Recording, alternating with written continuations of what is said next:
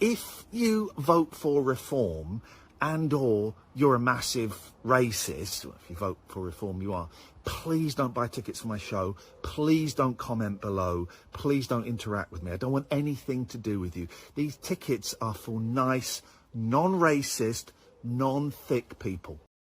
Breaking right now, Iain Lee, the former talk radio presenter and I'm a Celebrity contestant, has sparked outrage and a free speech debate after publicly declaring that he doesn't want Reform UK supporters, voters, doesn't even mean MPs or members, but even if you're a supporter or a voter of Reform UK, he doesn't want you at his comedy event. Watch this video.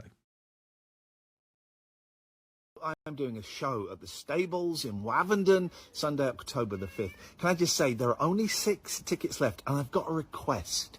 If you vote for reform and or you're a massive racist, well, if you vote for reform you are, please don't buy tickets for my show. Please don't comment below. Please don't interact with me. I don't want anything to do with you. These tickets are for nice, non-racist, non-thick people. Thank you.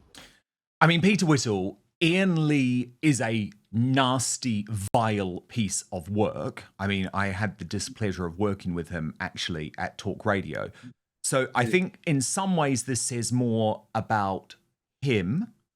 But at the same time, unfortunately, I do see this becoming a trend in the division of which we're dealing with in this country. And it always comes from the left, Peter. It always comes from the left. People who are wanting to cancel others. But where do you stand on this? Like, should we in some way say, okay, Iain Lee has free speech too, and if he wants to ban a particular group of voters, even if it is over 30% of the country from his event, that's fair enough? Because I just imagine if it was another group of people that were intending to be banned, the left would be up in arms. If you're enjoying what we're doing here on Outspoken, please consider joining our thriving community over on Substack, www.outspoken.live. You can sign up completely for free, but Substack is so important to me. It is a free speech platform. It protects me from big tech cancellation. Plus, you get to communicate directly with me. Head on over www.outspoken.live, enter your email address and sign up today. Yes. Oh, of course they would. The fact is, though, as you just alluded to, it never happens because basically it's always coming from these so-called tolerant, kind people. You know, one of the great sort of secrets of the past, 50 years about the left is that they're actually nasty, awful people. Yep. Resentful, spiteful, nasty people. And somehow or other, they got themselves very good PR for quite a while, where in fact, they were actually the good-hearted people, the sensitive people, not so. This character, whom I have to say I did not know before, Dan, I'm not familiar with him, but I, in a way, don't have to be because I kind of know what, you just got to look at him, ghastly man, sounds like a ghastly man. When it comes to banning, I don't see how, let him get on with it. I mean, I wouldn't want to go to his show if that's what he sort of thought. This is one of the problems with the kind of left-wing entertainment and arts establishment. After a while, people sense, if it's not actually made completely crystal clear, like in this case, people sense that, you know what, these people, they don't like me. I mean, for example, take Have I Got News for You on the BBC, a nice, once upon a time, mainstream kind of show that everyone watched. But it became quite clear that to many people, including people like myself, I was sort of thinking, the people on the panel here, they probably don't like the likes of me. They don't like right-wing people, they don't like conservatives, they don't like Brexiteers, they don't like any of these things. So why should I watch you? Why should I give you my ticket money? Why should I watch you on TV? Why should I buy a ticket to your film? So any kind of division that there has been comes entirely from these people. I can't imagine a conservative, or right-leaning performer even saying, I don't want left. No Why should way. Because Can't we imagine. are tolerant. I mean, Peter, I think back to like when YouTube banned Novara Media, and I was the first to say, get them back, even though they are my sworn enemies and they have tried to destroy me so many times, because I believe that they still have a right to free speech, even if I disagree with everything that comes out of that vile little goblin Owen Jones's mouth. But I do think we're seeing the left become so toxic in this country, Peter. I've got another video to show you, actually. This is in regards to the Raising the Colours campaign, but there's now a counter campaign where the left are not only taking down our beautiful national symbol, but actually quite revoltingly getting social media clout by stamping all over our flag, something that, you know, Donald Trump in America would say you should go to prison for a year for. Watch this.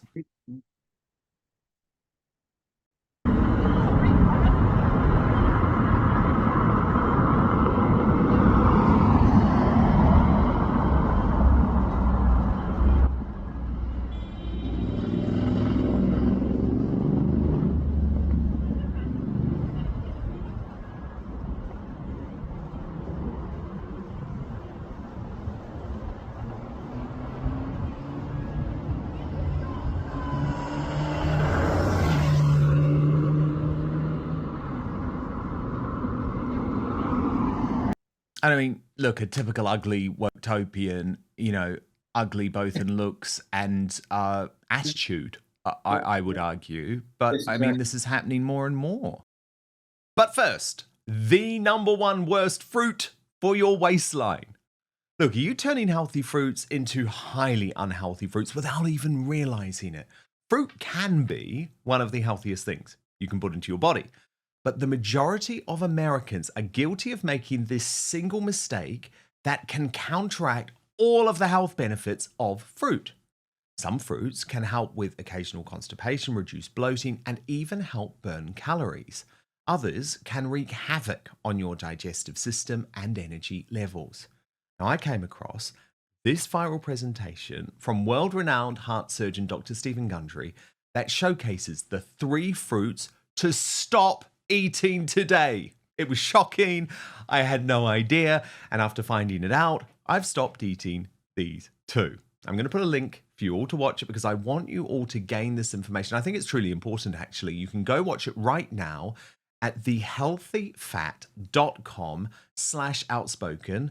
That's thehealthyfat.com/outspoken. I've also linked it in the description box below this video too, or if you're watching on YouTube or Rumble, you can just click on the QR code on screen or hold up your phone, you go to the QR code, you know how it works. Oh, and by the way, eliminating these fruits could forever change the way we help increase energy levels, decrease brain fog, support digestion, and even lose weight. So make sure to click on the link below or go to thehealthyfat.com/outspoken to find out now. Dr. Gundry has lost 70 pounds himself using his research and has kept the weight off for over 20 years and counting. His digestive issues are gone. His health is fantastic. He feels younger today than he did in his 40s. His video has been watched by over 20 million people to date. You can watch and learn more about it at thehealthyfat.com/outspoken. Just click on the link in the description box below this video. But now, back to the show. I think, do you know what? In a way, Dan, I'm sort of almost tempted to say let them do it, and basically by their actions they reveal themselves. Well, yes, know? because compare it to this. Just before you go on, Peter, I just want to play some of the beautiful patriotic images of the people who are raising the colours, and I think you get a contrast. But you go on, Peter. Yeah. No, I think yes, you can see by this. I've been down to Epping. I've been to Canary Wharf. Been to a number of different places. They are characterized by their peacefulness, characterized by the fact that there are families at these demonstrations, but also when it comes to actually putting the things up, who can possibly, you've only got to look at social media, really. Look at X, and some of the comments from people who are against this, from kind of liberal left, usually kind of professional left-wing types. The condescension, the snobbery is almost off the scale. It is quite extraordinary. They have this visceral hatred, a visceral hatred for this flag, or whether it's the Union Jack, or whether it's this one, the Cross of St. George. And if people want to do that, if they want to stamp it, they always take it one step further, as you say. They have to be aggressive. Let them do it and face the consequences. Frankly, I think that actually besmirching the flag like that, if I weren't a free speech fundamentalist, which I sort of am really, I would love. I know. It's always that hard. It's that hard call, isn't it? But it's also, Peter. It's not just the hard left. It's also sort of the Cameroons. The centrist Tories that are showing their true colours. I want to show you an astonishing interview by Saïda Vazi. I mean, I think she has now left the Conservative Party, but remember, for a long time, she was a prominent member of the Conservative Party, who seems to be calling here on LBC people flying the St. George's flag as knuckle-dragging racists. Watch this.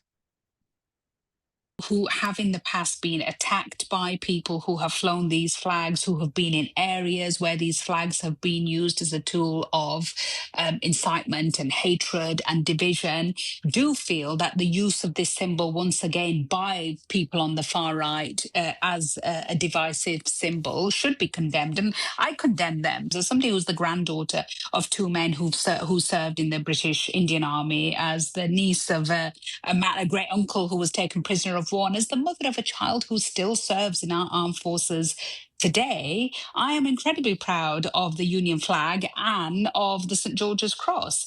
And that's why we've got to take it off these knuckle-dragging racists, because we've got to say to them, you're not going to be allowed to use this symbol as a way of dividing our country. And that actually, and I go back to this, racists are no patriots. There are people in this country who are projecting themselves as patriots, but the way in which they are dividing the country, setting communities against each other, setting our communities and our country alight, they're arsonists, they're not patriots, and we've got to call them out for what they are. I mean, just extraordinary, Peter. Absolutely extraordinary.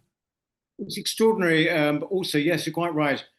Not just prominent in the Conservative Party. I think she was actually chairman, was she not?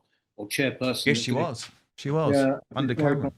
I mean, it's kind of predictable from her, because basically, and also it's so disingenuous.